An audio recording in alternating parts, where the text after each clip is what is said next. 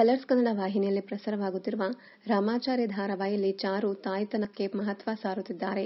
Narayanacharya wheel chair ಹಿಡಿದಿದ್ದಾರೆ. ಅವರ ಆರೋಗ್ಯಕ್ಕೆ ಪರಿಹಾರ ಮತ್ತು ಮನಸ್ಸಿಗೆ ಖುಷಿ ಅಂದ್ರೆ ಮೊಮ್ಮಕ್ಕಳ ಎಂಟ್ರಿ ಅಂತ ಅತ್ತೆ ಹೇಳಿದ್ದಾರೆ. ಚಾರು ಮತ್ತು ವೈಶಾಖ ಮಕ್ಕಳು ಮಾಡಿಕೊಳ್ಳುವ ನಿರ್ಧಾರ ಮಾಡಲಿ ಎನ್ನುತ್ತಿದ್ದಾರೆ. ಹೀಗಾಗಿ ರಾಮಾಚಾರಿನ ಇಂಪ್ರೆಸ್ ಮಾಡಲು ಚಾರು ರೆಡಿಯಾಗಿದ್ದಾಳೆ. ಸಿಮೆಂಟ್ ಬಣ್ಣದ ಸೀರೆಯನ್ನ ಧರಿಸಿ ಚಾರು ಸಖತ್ತಾಗಿ ರೆಡಿಯಾಗಿದ್ದಾಳೆ.